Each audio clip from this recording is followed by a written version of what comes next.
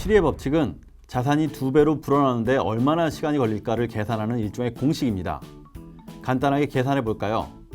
예를 들어 은행에 복리가 적용되는 상품에 가입했는데 금리가 연 4%라고 가정해 보겠습니다.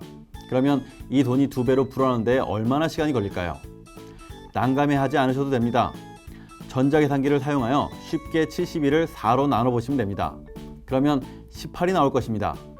즉, 연 4% 복리로 원금이 2배가 되려면 18년이 걸린다는 얘기입니다. 다른 예로 또 한번 해보겠습니다. 이번에는 연 6%짜리 금융상품에 가입했다고 가정해 보겠습니다. 역시 같은 방법으로 72를 6으로 나누면 12가 나오죠.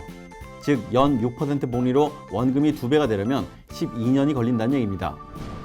이처럼 7의 법칙은 복잡한 암산 능력이나 공학용 전자계산기가 없어도 간단히 내 자산이 언제 2배로 불어날 것인지를 계산할 수 있게 해줍니다. 물론 7의 법칙이 아주 정확한 것은 아닙니다. 다만 다소의 오차가 있긴 하지만 그런 작은 차이 때문에 자산 관리나 투자에 치명적인 결함이 발생하지는 않습니다. 그래서 쉽고 편한 방법이라 널리 사용되고 있습니다. 이게 참 쉽고 편안한 게, 예를 들어 요즘 금리는 2%도 안 되잖아요. 그래도 만약 금리 2%다, 원금이 2배 되려면 얼마나 걸릴까 계산하면 간단하게 나오죠. 72 나누기 2 하면 되잖아요. 그럼 얼마죠? 36이요. 그렇죠. 36년 걸린다는 얘기예요. 단순히 2% 금리로 원금을 2배로 불리려면 36년은 있어야 된다는 얘기예요. 너무 오래 걸리는데요? 아, 그렇죠. 그 1990년대만 해도 10%가 넘는 시대였으니까 어찌 보면 한 6, 7년만 있어도 원금이 2배가 됐었죠. 그러다가 2000년대 초반부터 9, 8, 7, 6, 5 이렇게 계속 떨어진 거잖아요. 게다가 길게 내다보면 우리나라도 과거 일본처럼 제로금리 시대가 열릴지 모르거든요.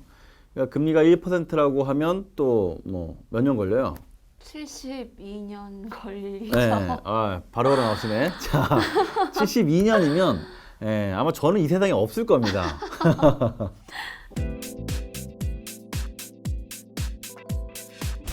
그렇다면 7의 법칙은 이렇게 단순한 계산식에 불과한 것일까요?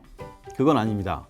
이를 응용하면 여러 재미있고 유익한 또 다른 결과를 얻어낼 수 있습니다. 그럼 7의 법칙을 응용해 보겠습니다. 앞서 7의 법칙은 내 자산이 2배로 불어나는데 걸리는 시간을 알아내는 유용한 공식이라고 했는데요. 먼저는 금리가 제시됐고 71을 금리로 나눴죠. 이 식을 조금 변형해서 이번에는 기간이 주어졌을 때 자산이 2배로 불어나려면 금리, 즉 수익률이 얼마나 되어야 하는지를 알아보겠습니다. 이는 7의 법칙의 수식 변형으로 간단히 해결할 수 있는데요. 72 나누기 기간은 금리로 변형하는 것입니다. 결국 기간이 정해져 있을 때 자산이 2배가 되는데 필요한 수익률을 산출해낼 수 있는 것이죠.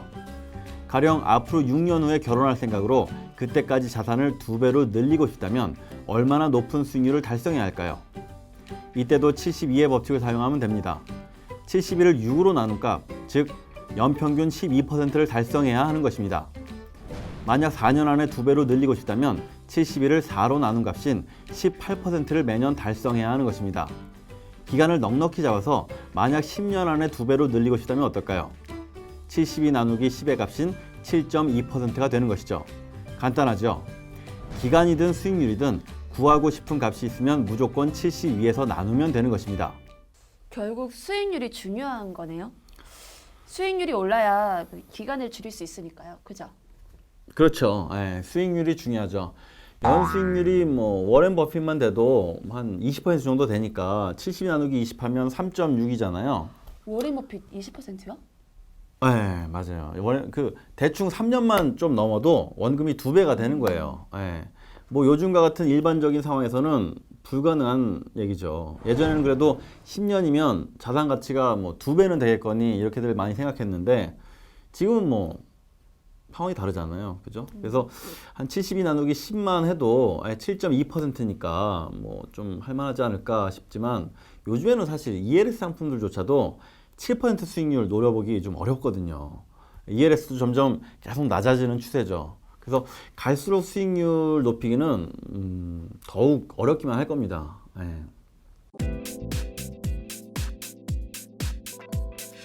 한편 7위의 법칙을 경제 성장률 등을 예측할 때 사용하기도 하는데요.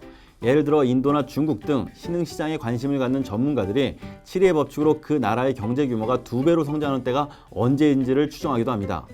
이렇듯 7위의 법칙은 금리나 수익률, 경제 성장률 같은 특정한 증가율에 따른 달성 시기를 추정하는 데 유용하게 쓰입니다. 여기서 중요한 사실이 한 가지 있는데요. 바로 72의 법칙은 단리가 아닌 복리가 적용되는 계산법이라는 점입니다. 만약 매년 20%씩 수익률을 달성한다면 보통 재산이 2배 되는 시기는 5년이 되어야 할 것으로 생각하기 쉽죠. 20% 곱하기 5년은 100%이기 때문인데요. 사실 이것은 단리로 계산한 것입니다. 그렇지만 7위의 법칙으로 계산하면 71을 20으로 나눈 값인 3.6년이 걸리죠. 무려 1.4년의 차이가 발생하는데요. 이는 바로 72의 법칙이 단리가 아닌 복리에 의한 계산법이기 때문입니다. 아시다시피 복리는 이자에 이자가 붙는 계산법인 반면 단리는 최초 원금의 이자만 매번 지급하는 방식입니다. 여기에서 차이가 발생하는 것이죠. 복리는 정말 언제 어디서든 강조해도 모자람이 없는 것 같아요. 네, 그렇죠. 복리는 정말 중요한 개념이에요. 네. 오죽했으면 아인슈타인이 인류 최고의 발명이라고 했겠어요. 근데 실생활에서 복리를 활용하는 경우는 아주 드문 것 같아요. 대부분 만기 때 그 이자 이렇게 받잖아요. 그럼 막 옷 사고, 핸드폰 사고, 노트북 사고, 여행 가고, 그러잖아요. 전 안 그러는데. 쌤은 그런가 보죠? 저도 안 그러려고 하는데, 예.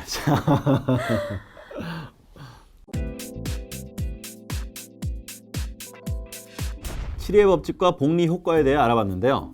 그렇다면 7위의 법칙은 자산 관리에서 어떤 의미를 가질까요? 먼저 부를 빠르게 축적하려면 적절한 위험을 감수하며 투자를 해야 한다는 것입니다. 고정금리가 지급되는 은행의 예적금 상품은 안전한 만큼 금리가 낮습니다. 따라서 투자 상품에 비해 상대적으로 돈이 모이는 기간이 길어질 수밖에 없겠죠. 다시 말해 안정성에만 의존해서는 결코 빠르게 부를 획득하기가 어렵다는 것입니다. 결국 부를 축적하는 시간을 줄이려면 다소의 위험성을 감수하는 대신 상대적으로 높은 수익률이 기대되는 투자 상품에도 관심을 가져야 한다는 것입니다. 7위의 법칙에서 보았듯이 수익률이 높으면 높을수록 돈이 불어나는 시간이 줄어듭니다. 따라서 요즘 같은 저성장, 저금리 시대의 자산관리는 안정성에만 치우친 고정금리 상품이 아닌 주식이나 펀드 등 투자 상품에도 관심을 가져야 하는 것이죠. 둘째로 꾸준히 재투자를 해야 한다는 것입니다. 7위의 법칙은 기본적으로 이자에 이자가 붙는 복리를 적용한 계산법입니다. 불어난 이자를 인출해서 써버려서는 결코 돈이 불어나는 속도가 빠를 수 없다는 얘기인데요. 즉 매번 발생하는 이자나 수익금을 다시 재투자할 때 돈이 불어나는 속도가 증가된다는 얘기입니다. 직장인의 경우라면 해마다 늘어나는 연봉의 일부분을 투자에 추가함으로써 복리의 효과를 배가시킬 수도 있겠습니다. 셋째, 하루라도 빨리 일찍 시작해야 한다는 것입니다. 돈이 없는 사람에게 유일한 자산은 시간뿐입니다. 그렇지만 복리에 있어서 시간이 갖는 힘은 가장 강력하다고 말할 수 있죠. 따라서 적은 돈이라도 하루빨리 투자를 시작할 경우에는 복리가 시간이라는 힘을 얻어서 자기도 모르는 사이에 돈을 불려놓을 수 있는 것입니다. 그렇기 때문에 현재 투자할 여윳돈이 별로 없다고 하면서 계속 미루기만 하는 것은 어리석은 일일 수 있습니다. 적으면 적은 대로라도 그렇게 시작하고 조금씩 차츰차츰 늘려가면 되는 것이죠. 넷째, 오랫동안 장기 투자해야 한다는 것입니다. 하루라도 빨리 투자해야 한다는 말은 장기 투자를 해야 한다는 말과 다르지 않죠. 돌려 얘기하면 장기 투자의 효과를 보기 위해서 하루라도 빨리 투자해야 한다는 뜻입니다. 물론 당연히 복리의 효과 때문이죠.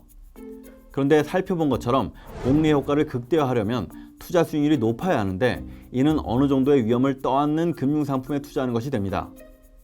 가령 주식이나 펀드 등 기대 수익률이 높은 상품의 경우 위험이 상대적으로 높을 수밖에 없죠. 결국 위험을 떠안고 투자하게 되는 것인데요. 이를 극복하는 좋은 방법으로는 장기 투자를 통해 단기간의 가격 변동 위험을 피하는 것이라고 볼 수 있습니다.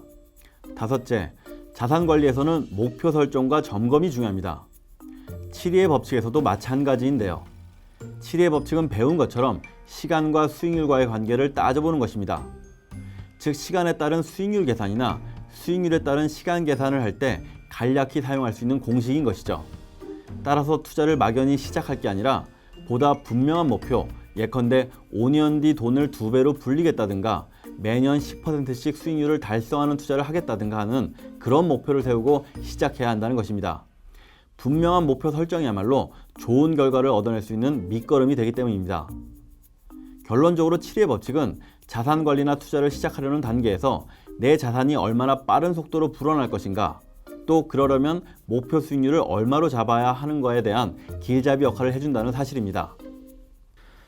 그런데요, 그 7위의 법칙을 목표 설정하거나 뭐 점검할 때 사용하면 좋은 잣대가 되는 건 맞는데요. 너무 빨리 불리고 싶은 마음에 수익률 목표를 너무 높이 잡아버리면 달성 가능하지도 않을 뿐더러 자칫 너무 많은 위험을 감수하다가 돈을 잃을 수도 있다는 점, 요걸 좀 유념해야 돼요. 그러니까 한마디로 좀 조급함을 가졌다가는 낭패 볼 수 있다는 얘기죠. 7위의 법칙을 보니까 수익률과 시간이 자산을 불릴 때 대단히 중요하다는 얘긴데 좀 일찍 알았더라면 하는 생각이 들어요. 그렇죠. 뭐 대부분 젊은 시절엔 자산 관리보다는 직장에서의 뭐 출세나 뭐 장래 배우자의 관심이 쏠려 있다 보니 수익률 관리라든지 시간의 활용이 무디거나 없거든요. 그러다 이제 저처럼 나이 좀 먹고 나면 아차차 싶은 생각이 들죠. 그래도 뭐 늦었다고 생각할 때가 가장 빠르다는 말이 있잖아요. 그래서 어쩌면 지금이 제일 빠를 때일 수도 있어요. 그래서 뭐 앞으로 잘하면 되죠. 그렇겠죠. 한번 할까요? 화이팅! 파이팅 한번 할까요? 화이팅! 파이팅!